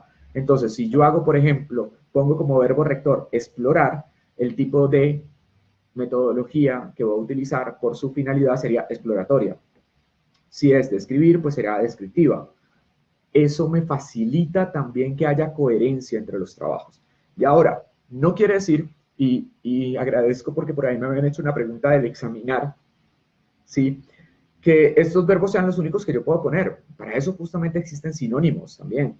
Y si ustedes se van a dar cuenta, digamos, en cada uno de los aspectos, cuando ustedes buscan verbos rectores, muchas veces, no siempre, entonces ponen, digamos, como para investigaciones explorativas y ponen una cantidad sobre eso. Para mí, si me preguntan, el examinar podría estar bastante vinculado justamente al explorar, ¿sí? Pero justamente depende la selección y lo que yo quiera hacer y cómo lo voy a desarrollar, pero sí es útil hacer como esa diferencia y ese parámetro diferencial entre cada una de las finalidades que tiene justamente esos objetivos. Es mucho más sencillo, es mucho más fácil así plantear una investigación pensándose en eso, porque también gana coherencia. Y en los específicos, es una regla básica también, y que por eso coloco esos verbos, y es que si mi objetivo general es analizar si mi objetivo general tiene como verbo rector analizar, ¿sí? Los específicos deben tener como máximo, como máximo, también el mismo verbo rector analizar. Los específicos no deberían, en principio, superar la obligación, ¿sí? En las temáticas que voy a desarrollar de cada uno del objetivo general, ¿sí? Es vital, yo creo que es lo más sencillo justamente con esto. Sí, se pueden tener con el mismo verbo, por supuesto, ¿por qué no? Yo lo único que sugeriría también, que uno lo encuentra mucho, nosotros repetimos mucho las palabras, entonces sí utilizar sinónimos también, y pensarse en los sinónimos, pero se pueden utilizar también los mismos verbos, no hay ningún tipo de problema en los otros. La pretensión para que no se vea repetir y repetir la misma palabra, y además que el lenguaje es tan amplio, ¿sí? Que a veces uno cuando habla no se da cuenta, pero en el escrito tiene la posibilidad de leer, releer, volver a releer, entonces pues poder utilizar, digamos, ese tipo de elementos.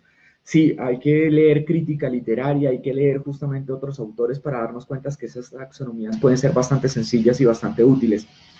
Y lo otro, por favor, tanto verbos como analizar y escribir, sí, o puede ser correlacionar también, ¿sí? También lo de correlacionar. Sí, por ejemplo, bueno, me excusan, quiero hacerlo lo más interactivo posible, pero entonces respondo, estaba preguntando la taxonomía de Bloom. Bloom ya les habíamos tocado acá justamente para los parámetros de influencia, un autor buenísimo de crítica literaria, muy recomendado, ¿sí? Y hay que utilizarlo sobre eso. Me dicen que cuando los trabajos son mixtos se tiene que utilizar verbos tanto de uno como de otro. Ejemplo, analizar y describir. Sí, puede ser también correlacionar. Generalmente cuando yo analizo previamente hago una descripción, entonces puede ser también, dependiendo de cómo se vaya a entender. Lo que sí sugiero es que no utilicen dos verbos al mismo tiempo, ¿sí? Porque generalmente también la forma que estamos presentando, ¿sí? Es que sean como etapas, y ahí justamente me interesa. Y al final, si uno pone dos verbos en un objetivo general, es decir, pone analizar y describir, al final lo que tienes son dos objetivos generales. Entonces no tendría mucho sentido. Es mejor quedarse con uno como tal, pero es como sugerencia. Repito la última parte, lo de los específicos, que creo que es justamente lo que me estaban preguntando. Supongamos que yo elegí para mi objetivo general el verbo analizar, ¿sí? Yo tengo que plantear, y estoy de acuerdo, no recuerdo quién lo comentó, pero sí estoy muy de acuerdo. Yo creo que para un trabajo, por ejemplo, una tesis, una tesina, sí, está bastante bien que uno tenga 3 objetivos específicos, sí, solamente tres grandes capítulos, sí.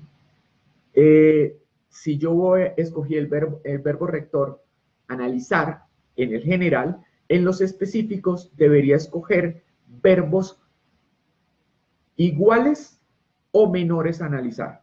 ¿Cuáles son los verbos menores a analizar?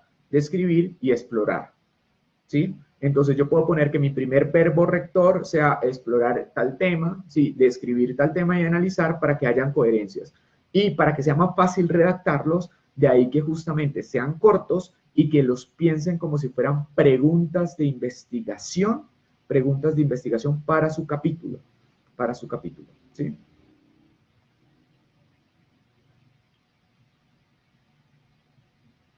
Sí, sí, sí. Entonces, por ejemplo, analizar es el general, ¿cierto? Analizar es el verbo rector del general.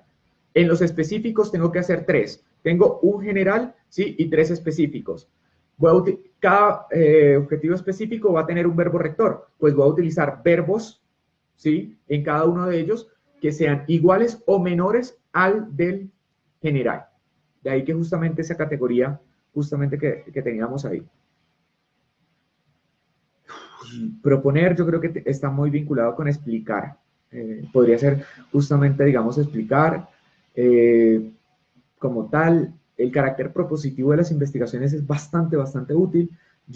A mí no me gusta mucho el término proponer porque implica también, digamos, que yo hice un análisis, una correlación, una explicación y además pongo algo nuevo como tal. Entonces, generalmente, a veces yo sugiero que como que se sorprenda uno como lector en ese trabajo porque explicó, hizo el trabajo correspondiente y además hizo una propuesta. Es un punto adicional, porque a veces no alcanzamos justamente, digamos, a ese nivel.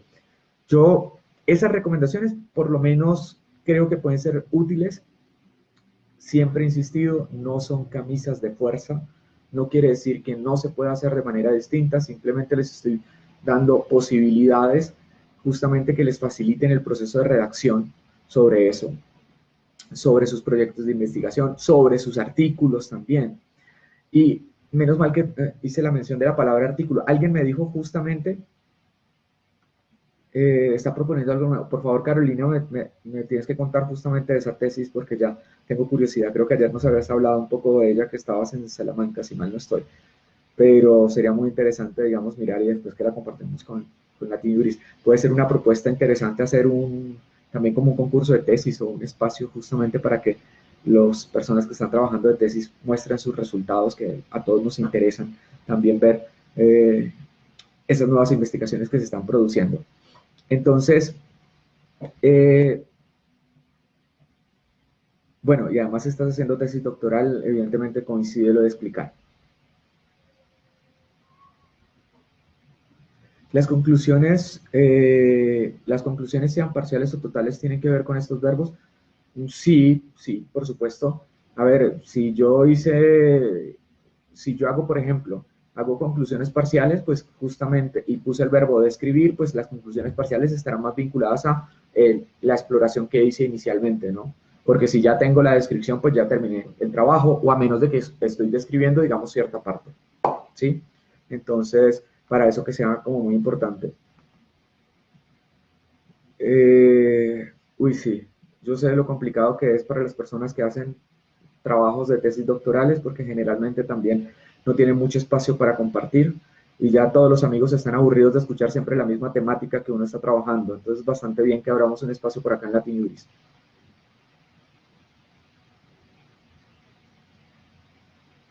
Sí, gracias, Damara, me parece muy bien. Sí, sí, sí. Porque, por ejemplo, en ese caso, el verbo rector es proponer, por supuesto, porque tengo, digamos, un producto que también tiene que hacer un impacto. Por eso digo, no siempre tiene que ser esto. Esto le sirve sobre todo, digamos, en investigación, pero cuando yo voy a hacer trabajos, no me vayan a tomar esto, digamos, literal. Por ejemplo, uno tiene que hacer algunos cambios y algunas adaptaciones, por eso les decía, parcialmente, uno puede entender en los trabajos, y muy buena participación de la Cámara, porque evidentemente tiene que ser proponer o entregar esto. Y entonces, pues nada, ahí sí, bastante importante esa proposición, que es un manual de procedimiento, que es uno de los resultados, porque generalmente eso también, no confundir los resultados con las conclusiones que uno está desarrollando, ¿no? Entonces, en muchas ocasiones el resultado de la tesis es el artículo, en este caso el resultado es el manual de procedimiento que está basado en las conclusiones y todo ese trabajo. Entonces es bastante útil, digamos, tener en cuenta esos verbos rectores, pero también dependiendo de la naturaleza del trabajo que yo estoy haciendo y pues también de las peticiones. En muchas ocasiones no está muy claro. Las preguntas directrices salen. Sí, incluso lo que yo les decía, sería una apuesta muy interesante que yo haga, digamos, por capítulo una pregunta de investigación, y con eso es más fácil para plantear lo de los objetivos. Y sobre todo porque ahí voy haciendo una tabla de contenido. A veces también nos pasa muchísimo, muchísimo, y es que empezamos a escribir sin tener organizado ni siquiera una posible tabla de contenido. Y bueno, y lo que pasa es que cuando uno no tiene una posible tabla de contenido, que tampoco tiene que ser, sí que no tenga que ser esa, digamos, cuando no hago esa tabla de contenido, lo que suele pasar, lo que suele ocurrir, ¿sí? Es que en el camino me canso porque no sé hacia dónde voy. Entonces también me limita, digamos, algunas cosas.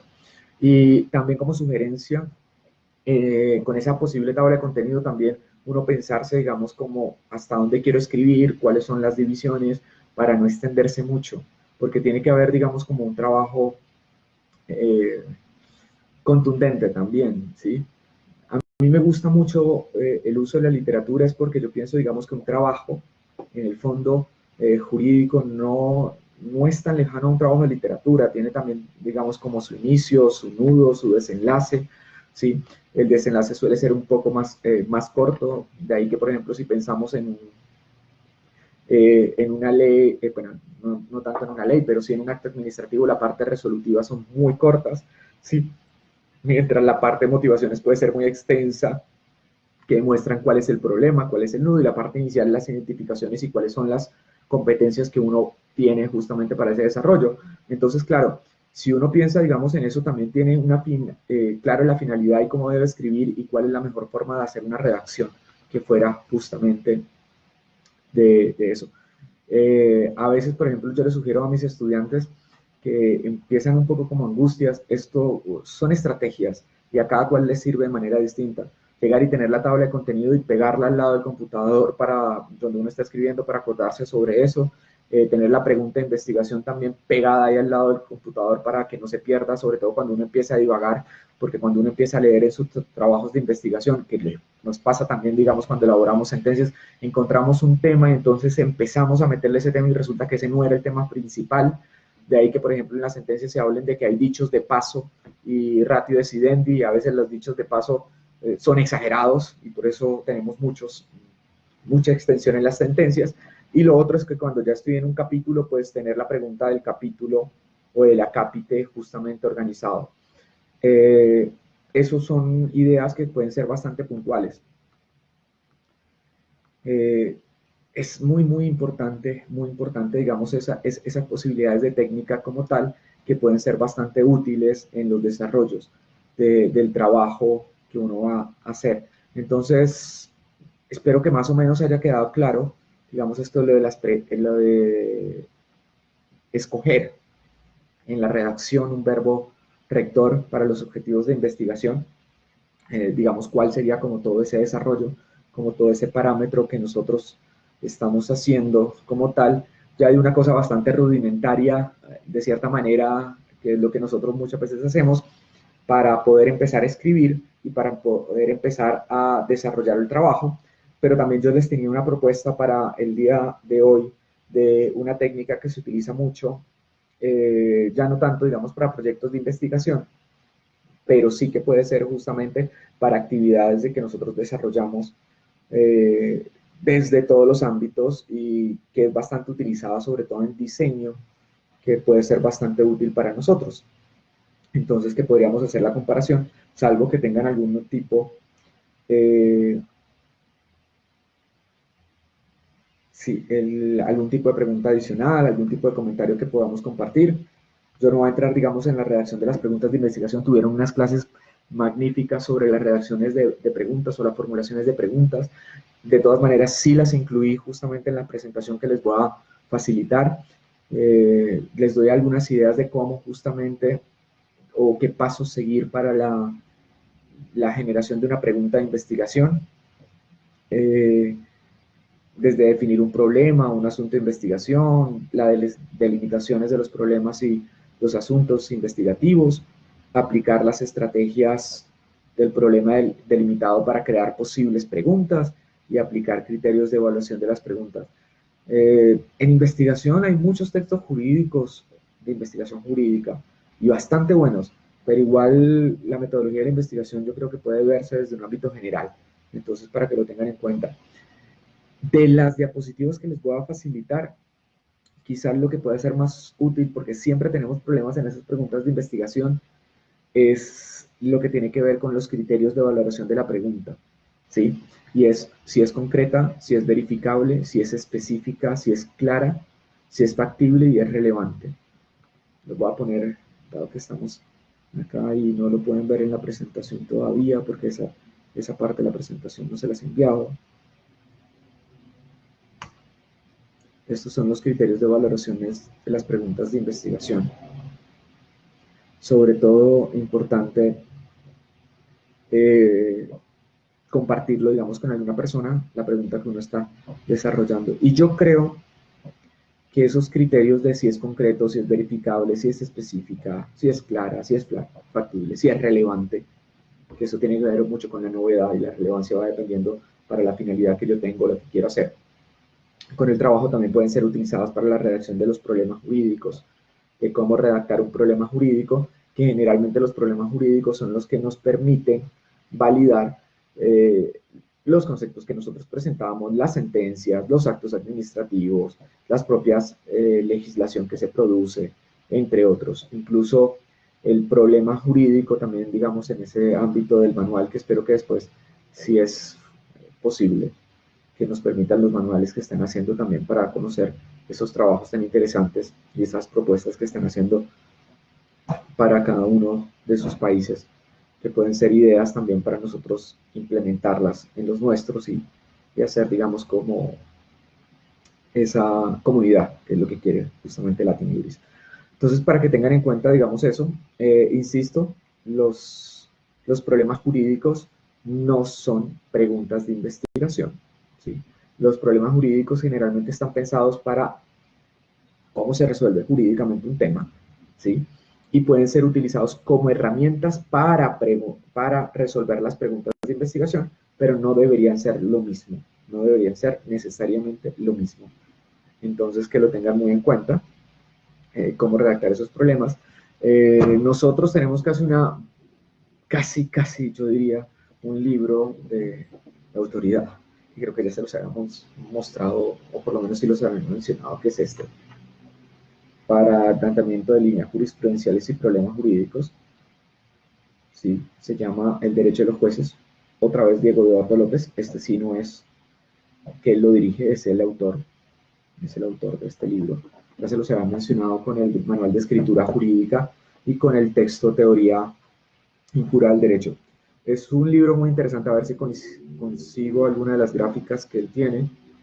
Es muy interesante, yo creo que es vital, aunque en el texto que yo les pasé de interpretación constitucional tiene algunos elementos ahí bastante reducidos sobre lo que está acá, de cómo plantear problemas jurídicos, incluso si alguien ya ha tenido la oportunidad, o si no, mañana les doy las páginas. Entonces, para que vean justamente, digamos, como todas esas temáticas. Y ya les paso. Sí, les voy a pasar mi correo para los que necesiten y me puedan contar. Mire, por ejemplo, acá es muy interesante porque él va planteando cómo desarrollar líneas jurisprudenciales. Generalmente nosotros hacemos líneas jurisprudenciales conceptuales, pero él hace líneas jurisprudenciales gráficas y también nos obliga justamente a nosotros los abogados a pensar gráficamente y cómo hacer análisis de gráficas de cada uno de estos elementos.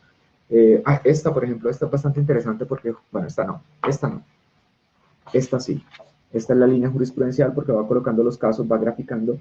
Ahí todavía no está la línea porque no está pintada, pero puede ser bastante útil como tal. Entonces, esto, el derecho de los jueces para planteamiento de problemas jurídicos está bastante bueno. Casi todos los tribunales constitucionales se basan en problemas jurídicos y tienen bastante buena redacción en el problema jurídico y por eso terminan siendo tan esquemáticos.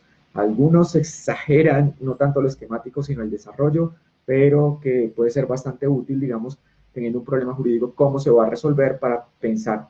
Y esas obiter dictas o obiter dictum, dichos de paso, ¿sí?, que hacen los tribunales, pueden ser, digamos, ese parte de explicación de cómo entienden el marco jurídico, el marco constitucional, ¿sí?, para poder justamente después terminar con la aclaración y con los aspectos que son bastante importantes con eso. Sí, en LatinJuris está, igual ahora se los paso justamente, pero en la página de LatinJuris creo que está, si no justamente lo voy a colocar entonces en las diapositivas que les envíe mañana para que justamente las tengan ahí, y si me quieren contactar, genial. Y sobre todo que me cuenten cosas y que me manden recomendaciones de textos, libros, preguntas que tengan que podamos desarrollar en una conjunta o hasta investigaciones, genial. Me apasiona justamente conocer los derechos de los otros países y tener, digamos, muchas claridades. Y bueno, en este contexto del ius constitucional comune es bastante importante que todos estemos como en ese proceso. Entonces, bueno, eso para que lo tengan, digamos, claro, la redacción de los problemas jurídicos. Insisto, preguntas cerradas. Importante que tengan elementos jurídicos y elementos fácticos, ¿sí?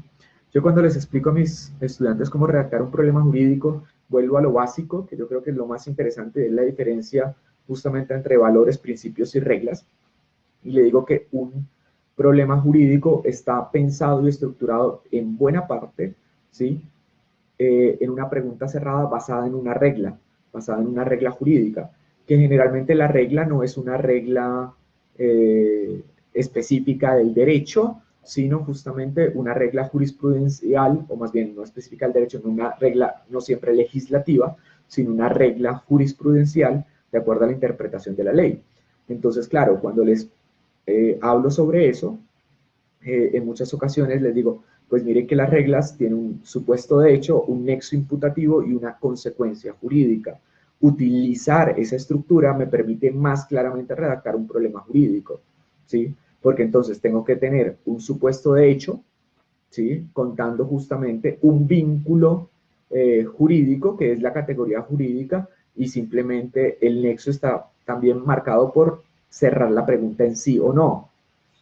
Igual, el libro de Diego es muy interesante. En Colombia llevó a que todos quisieran hacer líneas jurisprudenciales como trabajos de grado. Sin embargo, muchas veces no se leyó con mucho cuidado el libro de Diego porque Diego decía que los problemas jurídicos no deberían ser conceptuales, no preguntarse, por ejemplo, qué entiende la Corte por libertad de expresión, qué entiende una Corte por bloque de constitucionalidad, qué entiende una Corte por estado de cosas inconstitucional, qué entiende una Corte por el derecho a la muerte asistida. No, esos son problemas conceptuales, ¿sí? Esos son problemas conceptuales que pueden ser la base de una pregunta de investigación, pero el problema jurídico sí debe contener, digamos, un supuesto de hecho o elementos fácticos, entonces donde me narre específicamente, por ejemplo, si en tal caso se viola o no el derecho a la libertad de expresión, libertad de culto de cierta persona, ¿sí? No con nombre específico de la persona, pero sí es importante por los enfoques diferenciales. No va a ser lo mismo que yo llegue y diga si se viola el derecho a la libertad de expresión, ¿sí?, cuando estamos hablando, por ejemplo, de niños, niñas y adolescentes, que de una persona adulta, porque de pronto las decisiones que ha tomado el tribunal son distintas. Entonces, de ahí, digamos, los aspectos que son muy importantes en esa señalización y capacidad específica que tiene en el planteamiento del problema jurídico que se está desarrollando. que eso es importante justamente para los desarrollos que nosotros estamos presentando. Yo sugiero, por ejemplo, cuando las estudiantes y los abogados en su litigio diario van a presentar conceptualizaciones, hacerlo a partir de un problema jurídico, porque incluso es lo más sensato. No quiere decir que sea para responder o hacer una línea jurisprudencial, pero sí un problema jurídico, porque generalmente la persona que llega a consultarnos no quiere saber cuál es la teoría sobre la libertad de expresión, no quiere saber qué ha dicho necesariamente todas las decisiones de la Corte sobre libertad de expresión, lo que quiere saber es si tiene el derecho o no tiene el derecho, ¿sí? Y además de si tiene el derecho, digamos, cuál es el mecanismo específico para garantizarlo y si es, y además el mecanismo, si el mecanismo es viable su utilización, en el sentido que no haya caducado, que no haya prescrito el derecho, entre otros tipos de caducado la acción o prescrito el derecho. Entonces, claro, esos elementos son esenciales. Si yo estructuro mi noción, mi consultoría, incluso a través de esa visualización, va a ser bastante interesante porque justamente va a ser más sencillo y más notorio, digamos, los trabajos que se van a realizar y seguramente van a ser más claros. Con eso damos menos vueltas también, por favor. Recuerden que puede ser que a nosotros como abogados nos guste leer y que nos apasione leer, pero cuando nosotros trabajamos de manera para otras personas que puede ser que no les guste leer, ¿sí? O que por urgencia, por necesidad, no pueden leer las 30 páginas que quisiéramos escribir sobre la temática, ¿sí? Tenemos que buscar la manera de ser mucho más concretos en la redacción, en el lenguaje que se utiliza y en las expresiones que voy a desarrollar. Entonces, claro, presentarlos desde problemas jurídicos va a ser más sencillo y me va a acortar la extensión del trabajo que voy a hacer, ¿sí? Siempre preguntándose cuando yo entrego el texto final, digamos, qué es necesario para la comprensión de acuerdo al público al cual me estoy dirigiendo y al que estoy pensando. Bueno, eso en los aspectos, digamos, generales que quería tocar para no dejar por fuera el problema jurídico como tal, en la forma de redacción de las conceptualizaciones que nosotros hacemos de manera constante. Vuelvo, insisto, digamos, esos criterios de si es concreto, verificable, claro, factible y relevante para el caso concreto es lo que nos va a determinar, digamos, también cómo presentarlo. Entonces, bajo ese tipo de circunstancias, yo quería que justamente nosotros habláramos también, digamos, de una metodología que puede ser muy interesante, que sobre todo yo la utilicé con los estudiantes que alguna vez dimos un curso con unos profesores de manera interdisciplinar, que yo se los contaba, incluso de diseño, ¿sí? Y que justamente nos contaban sobre algunas estrategias y lo pensábamos, les poníamos su trabajo de manera interdisciplinar de montar una oficina. Y entonces nos llevaba, digamos, a una noción que utilizan mucho como técnica, que solamente quiero hacer la presentación por el momento, ¿sí? Y que justamente ustedes lo puedan empezar a buscar, a ojear. Les voy a mandar la imagen, que yo creo que la imagen es bastante sencilla y gráfica sobre esto. No es nada abstracto, sino puntual sobre lo que se quiere hacer. Y es que básicamente ese tipo de producción que nos puede servir también, digamos, para la generación de proyectos de grado, proyección de demandas, proyección de trabajos, incluso para montar nuestras propias oficinas, ¿sí? O inicio de algunos tipos de actividades, tiene una noción que a mí me gusta mucho, que tiene que ver, o más bien, utiliza una analogía que a mí me gusta mucho, que es la del teatro. La del teatro. Cuando uno está haciendo justamente, digamos, una obra de teatro, cuando está trabajando, digamos, en teatro, desarrollando, digamos, un proyecto teatral, nosotros nos vamos a encontrar con varias cosas, y es que evidentemente hay una cosa que está en escena, ¿sí? Algo que está tras escena, ¿sí? Y algo que está antes de poder poner en escena lo que voy a desarrollar, ¿sí? Es decir, para que me entiendan, digamos, un poco también frente a eso. Si yo quiero montar una obra teatral, por supuesto, tengo que sacar los presupuestos, tengo que tener el teatro, tengo que llamar a las personas, tengo que hacer publicidad, tengo que hacer la contratación, la temporalidad, entre otros aspectos. Ya cuando inicia, justamente, cuando inicia ese tipo de labor, entonces nosotros vamos a tener, digamos, un trabajo durante, que generalmente es el trabajo combinado de la persona que está en escena, pero además de eso, las personas que están atrás para el funcionamiento, incluso por el sonido, por cámaras si se está grabando esa obra teatral, mover las cortinas, cambiar, digamos, los otros aspectos, vestuario, otro tipo de cosas. Entonces, que claro, yo tengo, digamos, como todos esos aspectos que yo tengo que cuantificar y que yo tengo que medir y valorar para poder desarrollar, digamos, una buena puesta en escena, que es lo que van a ver las personas. Pues señores, nuestra puesta en escena, que vamos a discutir justamente el día de mañana como ejemplo, puede ser el proyecto de investigación que estoy presentando, sí, o la tesis, pero también la demanda que estoy presentando o la sentencia que estoy desarrollando cuando ya se produce. Y para eso tengo un trabajo previo, ¿sí? De desarrollo, de conocimiento, de organización, de tiempo y también uno durante la presentación de ese trabajo. Que lo que yo quiero que nosotros hagamos es también pensarnos un poco en eso, porque en muchas ocasiones es falta de organización cuando, por decir algo, yo monto una oficina, establezco un producto, un proyecto, porque no estoy pensando simplemente, estoy pensando que montar una oficina, por decir algo, de abogados es simplemente alquilar y empezar a hacer la publicidad. No, hay trabajos que se hacen durante y con la puesta en escena y que en muchas ocasiones nos puede servir también para pensar en la administración de justicia como administración propiamente dicha y no simplemente como función jurisdiccional. Les voy a mandar la imagen, que es muy significativa, y además les voy a mandar así como el mapa de empatía para que podamos hablar de manera más sucinta y menos gráfica a través de mis palabras, sino en utilización de eso. Los mapas justamente que se han utilizado para implementar estos aspectos son mapas que pueden ser útiles y que nosotros podemos pensar, sobre todo si estamos encaminados en un momento. A veces lo hacemos de manera intuitiva, pero yo creo que es importante y es vital de pronto dejar a los que les interese este modelo del cómo hacer un trabajo de investigación, cómo redactar un trabajo de investigación, digamos, cómo tener una estrategia adicional, sobre todo para contabilizar los tiempos y no tener problemas después. Generalmente lo que nos sucede a las personas, ¿sí? Es que no tomamos esa planeación previa y en el camino vamos dejando las actividades o simplemente no las terminamos por otros aspectos.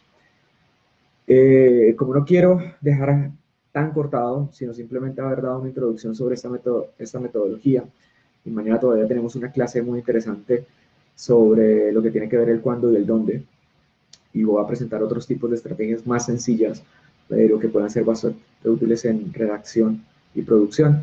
Entonces, pues esperaré sus preguntas, estaré muy pendiente. La TNIUR les pasará mi correo electrónico también por si quieren mandar alguna información, algunos datos, me pueden ir escribiendo también para completar, y mañana entonces mañana les paso justamente las imágenes para que las podamos trabajar durante la clase. De nuevo, les agradezco mucho su participación, su compañía el día de hoy.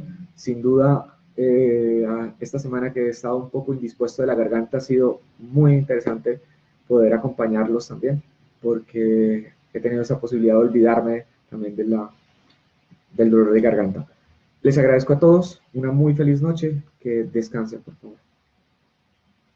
Sí, sí, sí, no me he olvidado de las promesas de materiales. Todavía me queda un día para hacer como toda la cuantificación de sus materiales y ahí los tengo súper pendientes. Denme tiempo que vamos cumpliendo con cada una de las labores. La verdad, muchas gracias, sobre todo porque hace más fácil ese trabajo estar con ustedes y también esta cuarentena en la que estamos casi todos los países en este momento. Una feliz noche para todos y que puedan descansar.